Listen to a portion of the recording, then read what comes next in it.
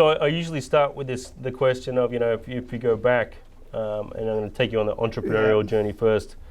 Was there any moments in your childhood where you were selling baseball cards or a lemonade stand where you can remember starting the entrepreneurial journey? Look, not really. I mean, I both my parents were teachers. My dad came from a big industrial family that was very entrepreneurial, and so I grew up in that environment, but also grew up, my last name's Lopez, I'm half Chilean, and so experienced everything that's bad about socialism, and but I happened to grow up in a place called Menlo Park, California, which is the venture capital sort of center for the globe. So look, when I was in high school, I did get involved in selling T-shirts and stickers and things like that at concerts in San Francisco, but I never really was that interested in the small things. I always wanted to be in finance and funding. So was that the education? So I went to a place called Menlo College, which at the time, it's interesting, at the time it was like the 4th best undergraduate business program in the US. They got into some strife, but last year, I'm a trustee there now. Last year we were had the highest employment rate of any university in California. So including that Stanford, Berkeley, everyone. So it's a really good business school. But I mostly was interested in the quant side. So I always liked the doing the math, and also industrial psychology, which really helped a lot. But anyhow, education is not that important. But I did learn a lot in my 8 years at uni. No, I'm just kidding. I left uni in my 3rd year when Ronald Reagan was elected, and moved to Washington, D.C. and worked with the transition team, which was really interesting. Well, take us through some of the early days in your career. So because I had grown up in a industrial family that was involved in a lot of different industries, and I liked the banking side, and I had done a little bit of work when I was like 18 or 19 for a bank in Chile that one of my uncles was MD for. I wanted to get into international banking. That was my original goal. So I got out of uni, got a job working in an international bank. I did it for about 2 years. And then I got seconded to the commercial banking side and was literally just making loans to SMEs, and then got recruited to go work doing corporate banking, which was just big debt syndicates to like Hewlett Packard and Intel, and I don't know if you guys remember companies called Borland. And at that time, Silicon Valley was all memory, and memory was really expensive. Like a Winchester drive cost like $30,000, and I can't remember how much memory was on, but it wasn't a lot. It was a lot less than a USB. But interestingly, like 15 years later, one of the first really big deals I did was SanDisk, which was an Israeli company. And I remember the guy saying to me, Larry, in 5 years, we're going to totally change memory. People are going to be giving memory away. And I went to some luncheon, and there, the door prize was, everybody got a memory stick with a couple. That was the guy that invented the memory stick. Yeah. Yeah. So, but in any case, so I got recruited. I was working in international banking and then commercial banking in San Francisco, and got recruited to go work for Banque Nationale de Paris corporate banking group in Silicon Valley. And I got there, and they were the biggest bunch of fucking assholes you ever met in your life. And so if you could imagine, and like I do a lot of work with the government now, and everyone says, oh, the government must be smart. I'm like, I worked for a French bank for 89 days, by the way. But it got me from San Francisco down to Silicon Valley. I was about 28 at the time. And I hated my job, and I went to a cocktail party, and somebody said, I want to introduce you to, it was what they used to call a mixer, right, a business mixer. And they said, I want to introduce you to this guy who runs this Silicon Valley Bank, which is a tiny little bank, and they were kind of pirates, and if you're a banker, you're like, well, I'm not so sure about those. So I met him, And we started talking, and he knew a lot of people that I knew. And he said, I can't believe you're working at BNP. I go, I hate it. I'm actually going to resign. And my wife is Australian at the time. We're thinking we're going to move to Chile and take 6 months off, or come to Australia and just have some time off and sort of rethink what I want to do with the rest of my life. And he goes, why don't you come work for me? And I was like, it kind of sounds all right. So we'll come in tomorrow. And I was like, oh, So I went the next day, and he goes, what are they paying you at BNP? And I told him, he goes, oh, we'll pay you that, plus, we'll give you some equity and some upside. So I went over to Silicon Valley Bank and started working with startups. And we, almost every big company that you could imagine, we touched in some way, either through doing debt originally, then venture debt, then equity. But it was Silicon Valley Bank. Most people think of it as a commercial bank. We were. We made most of our money off the deposits, and then we would take those deposits, the cash people kept in the bank, and sell them in the money markets. Right. That was where we were making all our money. We weren't making that much money off actually, putting debt in startups. That was the bait that got them in the bank, but it was getting all deposits because they were getting all this venture funding. But we were almost every big company you could think of from the Valley we work with, which was really exciting when you're 30 years old. But it was relatively small when you got there. Yeah, right? I don't think we had I was talking to somebody who was saying they heard one of my best friends. We both joined at the same time, and he ended up becoming CEO, which is there's another. I'll go on a tangent. Is I always wanted to be the CEO of the bank, and my friend who was really close, he was about 10 years older than I was, and he got the CEO job, and it was I was kind of jealous, but I knew I wasn't ready, and I realized I didn't want to be the CEO anymore, and so I ended up moving to Australia and fucking around for a couple of years. Well, before you get into all that, so you're at Silicon Valley Bank, and everyone knows you, right? Yeah. I try and tell this guy's so understated, but a pretty powerful guy even in Silicon Valley now. Only sort of. I'm not. Yeah. I just got back on Monday. I walked in the Dutch Goose and hardly anybody knew me, so I was kind of depressed. But at the time, right? So it's relatively small. Yeah. And then you've got So Google, Facebook, everyone just start banking with Silicon Valley Bank? So we didn't companies that were big B2C plays were not that profitable to us. So we passed on Yahoo, and we were really comfortable with that. And Facebook wasn't a very good fit for us. We were better, we made a $50,000 loan to Cisco when they had it was a husband and wife team. And because a friend of ours was putting in $3 million, they said, you guys should meet these guys.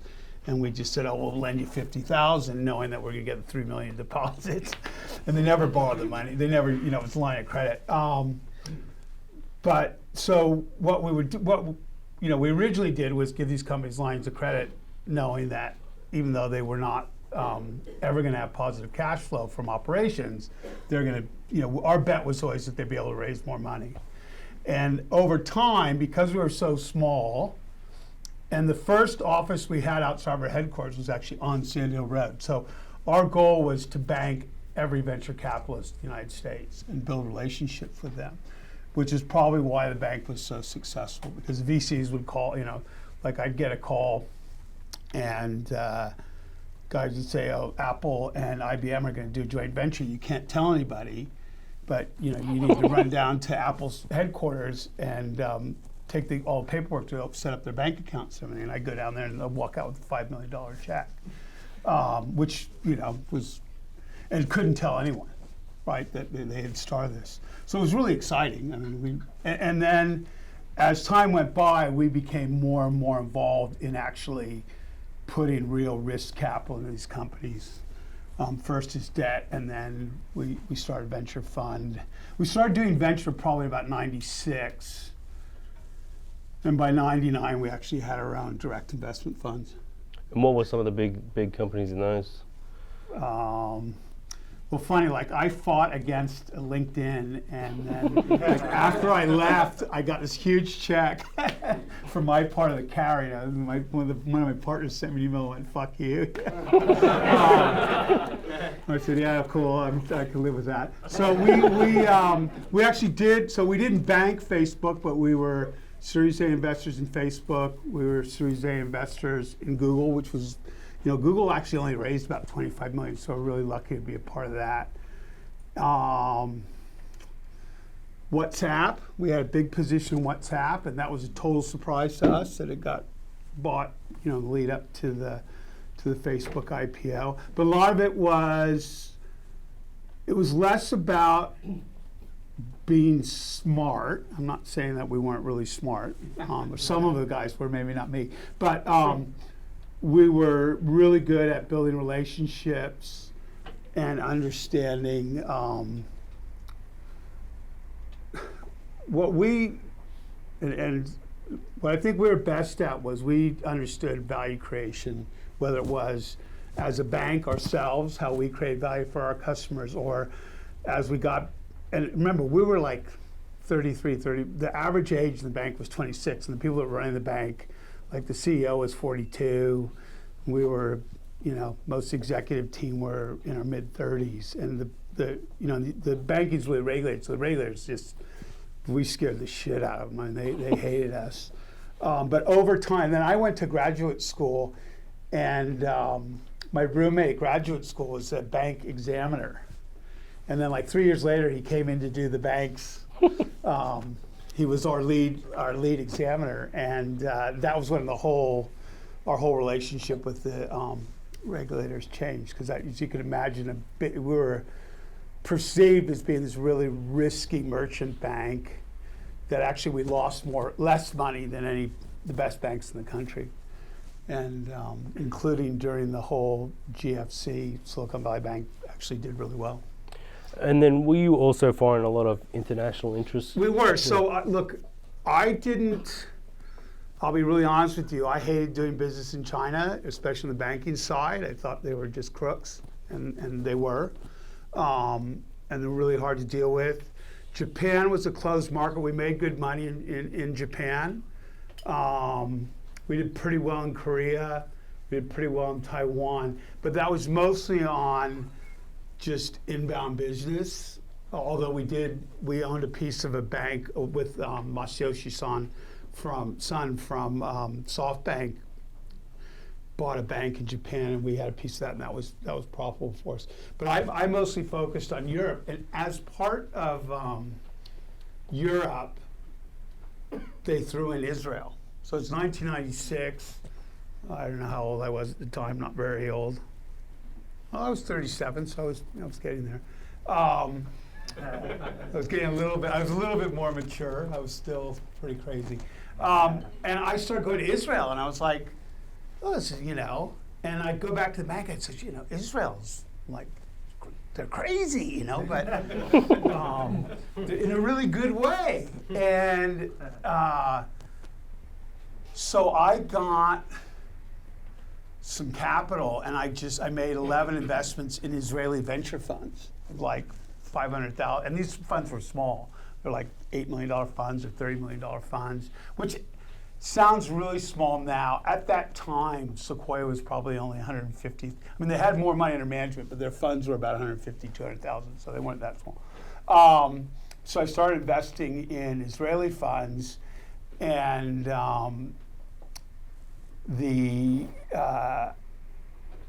that just, so I got to ride that wave and built. It's funny, I just had my 60th birthday in San Francisco last week, and a couple of Israelis flew over for it. And one of them's actually started a venture debt fund here in Australia with One Venture. So I'm having, not with Ruthie, but just coincidentally, we're having a lunch tomorrow with them in Sydney to introduce some of our customers. But so Israel was a great model. The rest of Europe was really a huge disappointment for us, to be honest. We did a little bit of work in southern Germany that was successful, but we didn't have any big hits out of Europe, where we had a lot of big hits out of Israel. Like almost, we got into most of the good deals there, both on the banking side and the debt side, or the equity side. You said that the reason people kept coming to you was because you went above and beyond.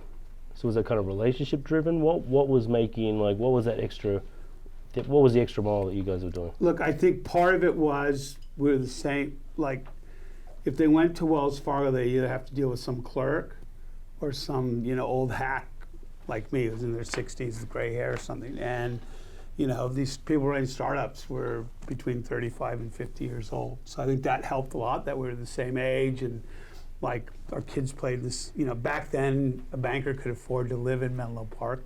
And so our kids played the same teams, and we just had relationships. Plus, we were all really entrepreneurial. Like, you wouldn't work for Silicon Valley Bank if you weren't going to bet. We didn't get paid that much. We made all our money on the upside and on the equity. And it was, we had a lot of people who chickened out. They're like, this place is, I can make more working for Bank of America or Wells Fargo. We're like, yeah, well, fuck you, get out of here. Literally. Like, if you think that way, we don't want you here. And I remember I used to get in trouble because I did as the bank got up to about 1,500 employees, I was the guy from the executive that did the orientation, and I got in trouble because I said, the day you call in sick because you don't want to come to work, here's my mobile number, call me, and you can come into my office whenever you feel better, and we'll work out how to get you out of the bank. So we want people that, and we were, that wasn't like we're going to fire them, we're just like, you don't like it here? We want people who are true believers. But the bank itself was it was a startup. And we had all problems startups had. We had to go out and raise a lot of money because we were growing so fast. We knew what it was. Look, at the bank itself, we never had to sweat payroll. But I think we all had been in businesses before and knew, like, to me, what I always say, if somebody has never had to either, your wife doesn't come at 3 a.m. and go, why are you vomiting? And it's because I don't think I'm going to make payroll tomorrow, and she lends you your credit card, then you're probably not an entrepreneur, right? Because that's I mean, and I think that was one of the big differences at SVB is we really got that. We knew it was really hard to be an entrepreneur. We knew we helped companies raise money, so we were pretty good at introducing people to the right VCs or corporate partners. And then, even when we're big, we really only had, there were like 50 or 60 producers in the bank. So we were really close and highly collaborative, and we were all friends. Like we got along really well. We respected each other. So it was a really exciting place to work. And in some ways, when you always want to be a CEO and then you decide not to be the CEO, that's not the right thing for you, it's hard to put in those 16, 17-hour days and love it like I did. And then I just had this epiphany, and I thought I just need to move on. Now, from the time I told my partners I was moving on, and actually sent a letter saying my last day is such a day, I ended up staying another 3 years in 90-day increments. And my wife was living in Perth, so I was flying back every fifth week. I was spending in Perth, and then whenever my kids had holidays, they'd come back to California. So crazy times. Before we move past the Silicon Valley Bank stuff, just out of curiosity, because everyone's kind of still a lot of startups in the room, and they got that kind of WhatsApp dream. What was that call like when somebody tells you that Facebook just bought WhatsApp for $19 billion? It was pretty good. But by that time, I wasn't that I got a lot more excited earlier in my career when I got in a deal where I personally made like 250 or 300 grand. That was huge money to me and my wife. And I really felt like that was about me. Where WhatsApp, I was just a passenger on the bus. Yeah, I did pretty well on that, but it wasn't about me. So, it's a good feeling. I think it's a lot, Another thing that's really important to understand in Silicon Valley, and I know this sounds crazy, is it's not about the money. Like anybody in Silicon Valley that wants to get rich probably isn't going to last very long. You know, the money is a little bit of a scorecard, but most of people, and it's a thing I really noticed when I came to, two things I noticed when I came to Australia. One is that shitty companies here last forever, right? Where in the US, it's like, hey, this isn't working, right? Go, yeah, it's not working, that's cool, how do we shut it down in good order? And everyone's fine with that. And that's why I think they say, you know, it's totally acceptable to fail in Silicon Valley, because if you didn't, the trick is don't surprise anybody, don't lie to anyone, and then you can fail a lot, right? Because you're learning every time. You learn a lot more from failing than succeeding, believe it or not. The other thing I learned that, and bear in mind I live in Perth, is like in the Valley, it's all about building a great company. And that's, people don't care about whether I'm going to be a $1 billion company or a $100 billion company or a $100,000 company. They want to just like own the market. They're super competitive. They want to win. They want a great team, and they want to love what they're doing. Like most of the people I know in the Valley are super honest and love what they're doing. So I think, you know, that is a huge I think that's a big reason why Silicon Valley is the way it is. The other thing I like, and I was just telling them the other day, I mean, I left Menlo Park Saturday afternoon, and Menlo Park and Atherton are the two wealthiest suburbs of the United States, all because of Silicon Valley. And like, you don't see Ferraris and big cars and Countaches and all that. Like you see, you go out to Chapel Street. My buddy Joe and I were having dinner there a couple months ago. Some guys were driving by in Countaches and all that. Oh, shit. But in the Valley, what does drive me crazy is all, like, everyone is driving Teslas. It's like all electric, and everywhere you go, there's electric car plug-ins and all that. But it's just, it's much more about building great things and creating value than it is about getting rich. And I think that's a really important thing not to lose track of. And the other thing, the other night I watched for the first time, because I've been avoiding watching it. I really didn't want to watch Out for Blood, which is a movie about Elizabeth Holmes and Theranos. And I actually cried in the movie because it was just, I found it really confronting, and like, it painted Silicon Valley in a way that I've never known. And she was so cunning. And I actually think that if she were in this room today, she would say, I did lie to people to raise money, but I always believed that I was actually going to get there on the technology and the science, which even when she was 19, started coming people saying this science is never going to work. She kept going. But I think that's such an anomaly in Silicon Valley. And it's like, oh, you know, the Silicon Valley way is fake it till you make it. And that's just bullshit. I think you really have to have the things like, you know, you got to know how you create value from your lab or wherever you are to how that end user creates value. Because that value that gets created at the end user, whatever that means, how that value, it's got to find its all the way to them and then all the way back to your shareholders. And the people who really understand that and could do the math on that, you know, they're the ones that are going to win. And the other thing is, is your science or your technology has to work. And then last but not least is the dog has to eat the fucking dog food, right? The number of times that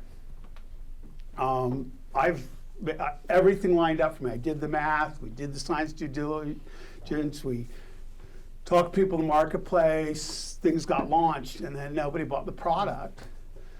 Probably a lot more than when we got the math right and did everything right. You know, I mean, it's like the end users actually, at the end of the day, you can have everything right, but then people have to buy it. And it's not, I'm not saying it's because they didn't have their marketing right. It was just at the end of the day, the consumer was like, I don't really need this, or I don't want this. Yeah. Given your experience with Israel and Silicon Valley, yeah, and you know, and I've been investing in Australia since 1995. Yeah, and we've done pretty well, by the way. I mean, it's a good market. And of course, you know, we don't want to replicate Silicon Valley because we've got our own unique culture. And look, Los Angeles can't replicate Silicon Valley. It's 400 miles away. Sacramento, which is like 100 miles. Well, Sacramento can't get anything right, but I mean, Silicon Valley, just like the stars truly align. They're starting probably at the turn of the 20th century. So given that kind of context where like we don't want to copy them, we've got great things happening in our own culture, everything else. What are some of the things that we could be adopting from Israel, Silicon Valley that we Look, I think one is being a lot better at building great companies. Two is, if you're the founder, I mean, the reality is that you need to be the smartest person in the room. But if you have to be the smartest person in the room, or you think you're the smartest person in the room, you're already fucked. Because you won't hire the right people. Like, if I'm the smartest person in the room, I am in the wrong room. And it's a really trite saying, but it's absolutely true. Like, I want to surround myself with people that are smarter and better than I am. And I think that I don't see that a lot in Australia. I see a lot of ego-driven companies, or a little bit of narcissism. And I'm not, this is super general. Like, Joe and there's 22 of us. We've made 400 really good investments in Australia on behalf of the government. So I don't want to make it sound bad. I mean, like, this is a target-rich environment, as Tom Cruise says in Top Gun. This is a great place to invest. So there is a lot of good things going on. I think people need to focus more on value creation, building good teams. And people say, oh, well, you don't have the talent in Australia. You might not have the talent with some developers and coders, but at the executive level, I think you definitely put great teams together. I think people don't want to, or they're intimidated, or they need to be the smartest person in the room. I see that all the time. It pisses me off. And also that they don't shut companies down.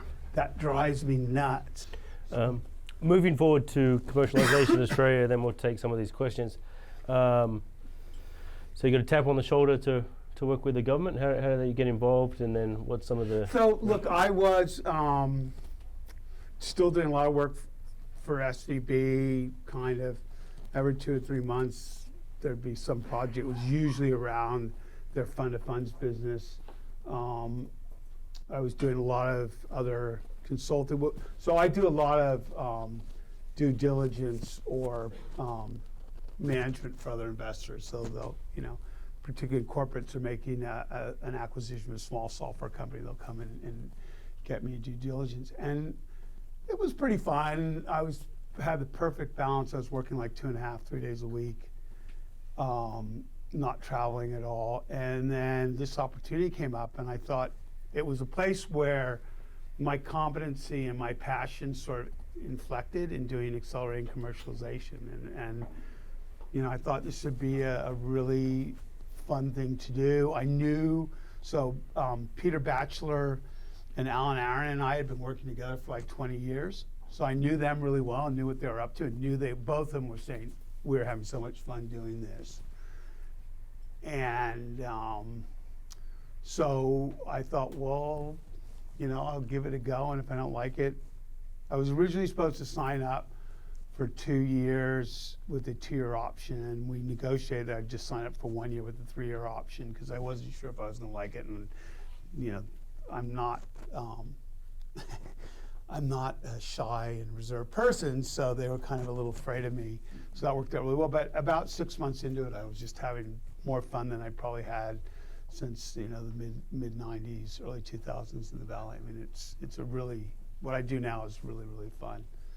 And like I said, there's just so many good companies in Australia right now. Can you tell me about a few that you're excited about, or I don't know, whatever's on the record? I'm hesitant to say it. I mean, but if you just look at a company like Canva, which is forget it. No one thinks in the U.S. people don't think about Canva as an Aussie company, right? They think it's this huge disruptor, and there's just two, 20-year-olds that came into my office going, "Hey, what should we do?" And I said, "I'll introduce you to some friends," and a couple of my friends really liked it and plunked some money in and helped them build a team, and that's turned out to be really good for everybody, myself included. But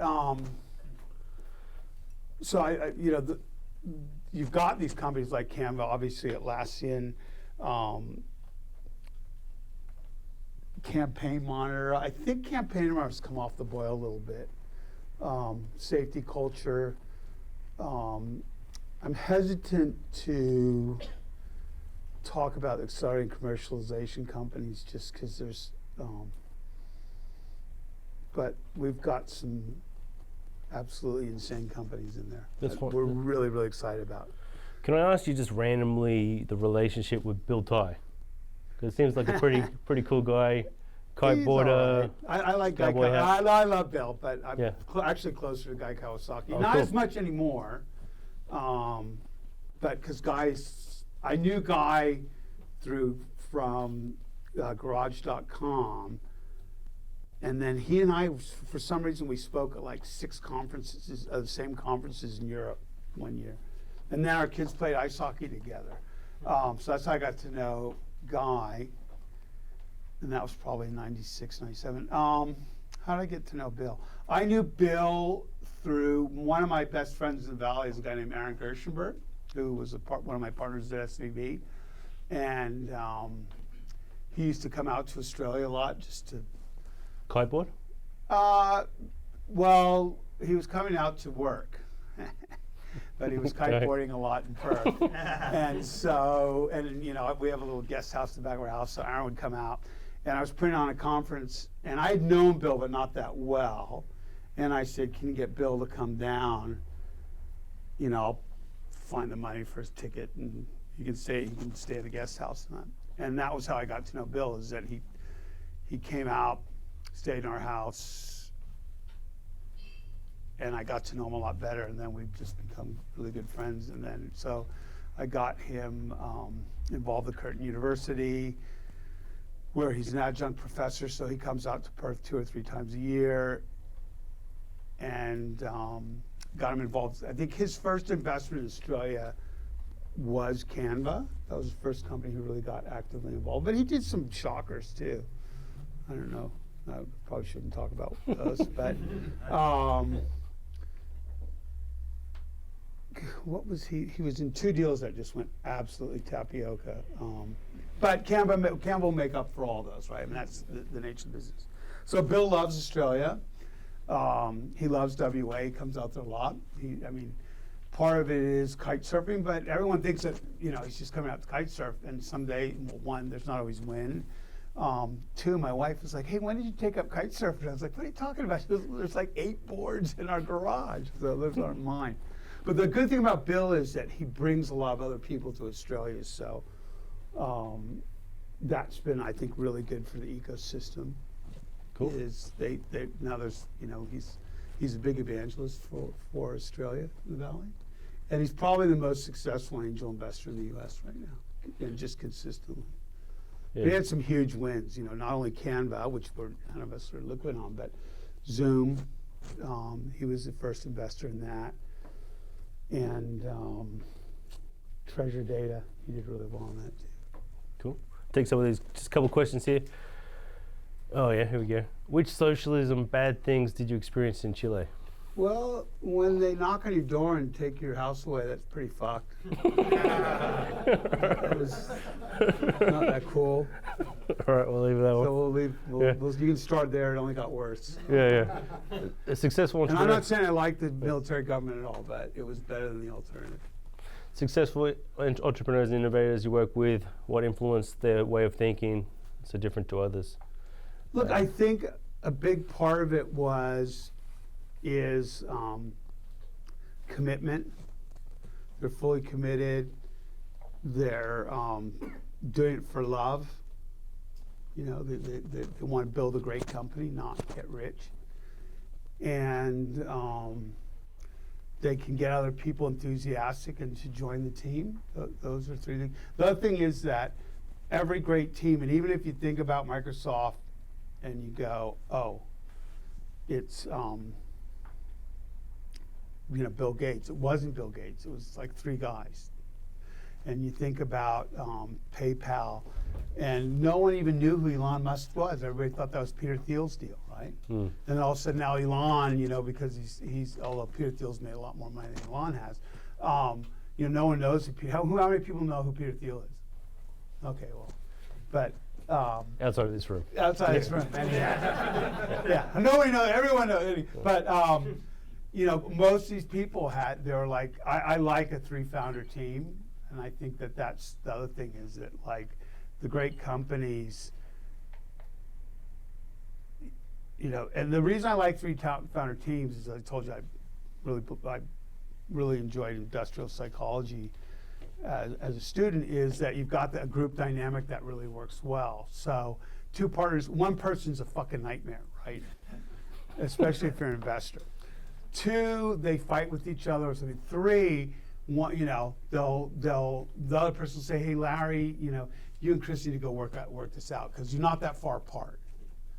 And we're the killer team, and so I really like the dynamic of 3 founders. I don't really like the dynamic of a single founder that much. I'm not saying there aren't some great companies that have single founders, but the sooner they get to having and founders with 3 different disciplines, like a technologist, a company builder, and a marketing or sales.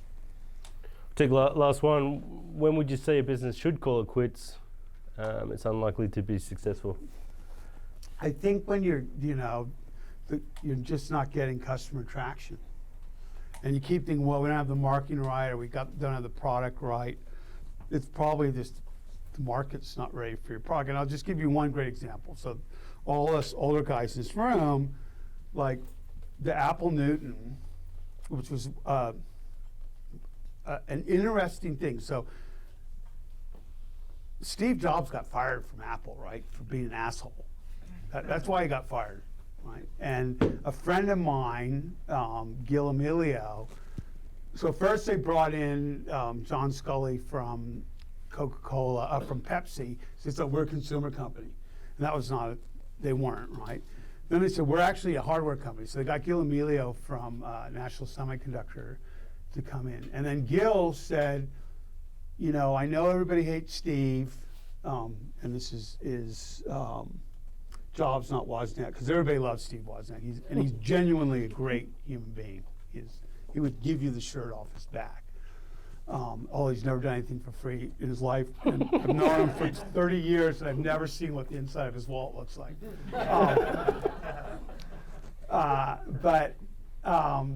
So in the interim between, I think it was Scully's idea, or it came out this way, they came out with their first handheld device, which was the first really good one. It's called the Newton. And no one knew what the hell to do with it, right? And so it failed. But there were a lot of them around. People were trying to find, it was a really good piece of hardware. And so people were trying to find different applications for it. Anyhow, that software that was in the Newton and some of the circuitry was so far ahead of the curve that the curve never caught up, right? It just and so they had to shut it down. They killed it. And then, lo and behold, 5 years later, it was like, oh, Steve Jobs is a genius, the iPod, right? And I don't know if you remember, there's a big picture of me holding that first iPod. And that was mostly Newton technology and borrowed technology and MP3 technology from the German Technology Institute. But anyhow, people just didn't know what to do with the Newton. It was a super smart product, and its time came, right? Like 5 years after they shut Newton down, every one of us had a PDA that wasn't a phone, right? So most of you guys are way too young for that, but we were walking around, and I remember thinking, what I want is I had 3 small devices in my pocket.